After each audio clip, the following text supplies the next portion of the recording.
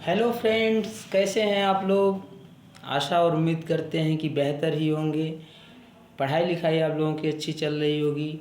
अब जो हमारा समय आ रहा है, एग्ज़ाम का आ रहा है, और इस एग्ज़ाम में हमें कैसे अच्छे मार्क्स लाने हैं, इस बात को अपने एक अनुभव द्वारा आपको शेयर करने जा रहा हूँ। आशा नहीं बल्कि पूरा विश्वास है कि आप लोग इसे ज़रूर अपने जीवन में इसका लाभ लेंगे, और इस बात का पूर्ण विश्वास रखिए कि हमारे बताए हुए रास्ते पर अगर आप चलते हैं तो 95 प्लस मार्क्स मिलने ही मिलने हैं। बस फॉलो करते रहिए, और प्लीज़ वीडियो को अंत तक देखिएगा, और अगर अच्छा लगे तो लाइक और सब्सक्राइब ज़रूर करिएगा। अपने दोस्तों के भी शेयर करना मत भूलिएगा। तो बात चलती है कि बोर्ड एग्ज़ाम की। हर साल हर बार की बात, इस बार भी बोर्ड एग्ज़ाम आने वाला है, फरवरी में शुरू होने वाला है। तो कम समय में हम बेहतर मार्क्स कैसे प्राप्त करें, इसके लिए सबसे बेस्ट आइडिया होता है कि आप अपने टाइम को अनुशासित ढंग से बांध लीजिए। बांधने का मतलब ये है, अपना एक शेड्यूल तैयार करिए।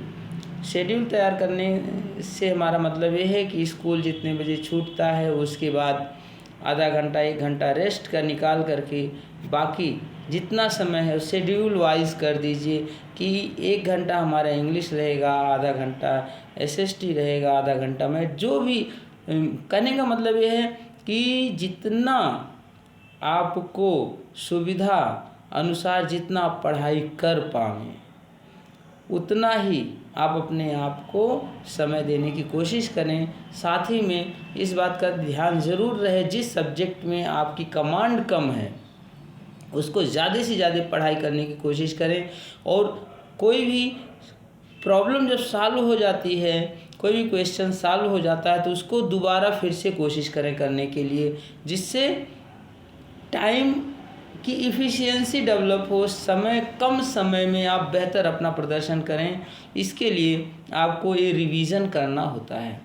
तो मेरे प्यारे भाइयों बहनों, जब आप परीक्षा देने जा रहे हैं तो रिवीजन ज़रूर होना चाहिए, और रिवीजन एक क्रम में होना चाहिए, शुरू से लेकर अंत तक होना चाहिए।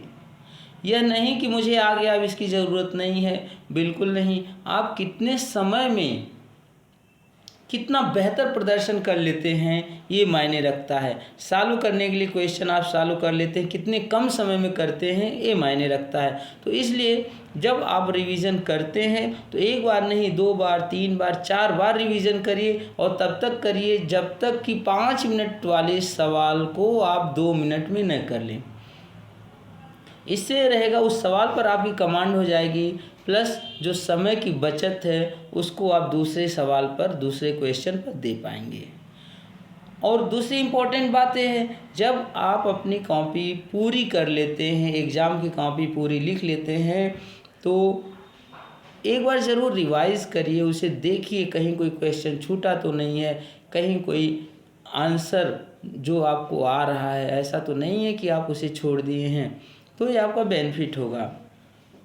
रह गई बात आपके घर के एग्ज़ाम की, घर से एग्ज़ाम का कैसे तैयारी करेंगे, ये तो हम आपको पहले बता चुके हैं कि जितना रिवीजन करते हैं उसको एक नोट्स बनाते जाइए। साथ में आपके जो क्लास के सब्जेक्ट टीचर हैं, सर हैं, मैम हैं, उनको दिखाइए कि मैम हमने ये रिवीजन किया है, इसको देखिए, कहीं अगर कोई कमी है तो हमें ज़रूर बताइए। और मेरे प्यारे बच्चों, इस बात का हमेशा ध्यान रखो कि अपने से बड़ों की सलाह ज़रूर लेनी चाहिए, उनसे ज़रूर पूछना चाहिए। आपसे जो बड़े भाई बहन हैं, जो आपके 10th या 12 क्रॉस कर चुके हैं, पास कर चुके हैं, उनसे ज़रूर एक बार शेयर करिए अपनी बातों को। हम देखिए ऐसे ऐसे हमें आ रहा है, इस एग्ज़ाम को अच्छे नंबर ले आने के लिए हमें और क्या करना चाहिए, तो उनसे ज़रूर शेयर करिए अपनी बातों को, और उनके एक्सपीरियंस को ज़रूर फॉलो करिए, क्योंकि वो ऑलरेडी परीक्षा दे चुके हैं। तो हम जो बात कर रहे थे रिवीजन की, तो रिवीजन में आपका दो बातें क्लियर हो जाती हैं कि जो भी डाउट रहता है वो क्लियर होता है, और आपका समय, एक निर्धारित समय जो रहता है उस समय के अंदर आपको क्वेश्चन डील करने की, क्वेश्चन सॉल्व करने की क्षमता डेवलप हो जाती है। इसलिए आप ज़रूर रिवीजन करें और सिस्टमेटिक वे से हर सब्जेक्ट पर फोकस करें। ऐसा नहीं है कि जो डिफ़िकल्ट है उसी को सिर्फ फोकस करें। अक्सर ये देखा जाता है बच्चे फिजिक्स, मैथ, बायो, केमिस्ट्री ज़्यादा पढ़ना चाहते हैं, हिंदी हुआ, इंग्लिश हुआ, एसएसटी हुआ, उतना फोकस नहीं करते हैं। तो हमेशा इस बात का ध्यान रखिए कि जितने विषय हैं वह सारे विषय आपके लिए इम्पोर्टेंट हैं, और हर विषय पर आपकी बेहतर कमांड होनी चाहिए। और जब आपकी बेहतर कमांड होगी तभी आपका 95 प्लस मार्क्स आ पाएगा। नहीं तो किसी एक विषय में भी कम हो गया तो सारा परसेंटेज डाउन होगा। तो इसीलिए हम हमेशा से कहते आए हैं, किसी विषय को गौड़ मत समझिए, हर विषय प्रधान होता है और उस विषय पे फोकस करिए जिससे आपकी मार्किंग होनी है। बस इतना करना है कि जो विषय आप कंफर्टेबल हैं उसको क्या करिए, थोड़ा कम समय दीजिए, लेकिन जो डिफ़िकल्ट है उसको आप ज़्यादा समय दीजिए।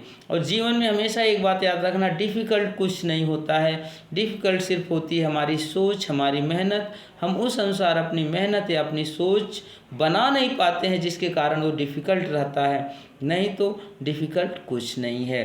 बस इसी के साथ आज यहीं तक हम अपनी बातों को रखते हैं। फिर अगले वीडियो में ज़रूर हम आपको कुछ नई बातों को लेकर आएंगे।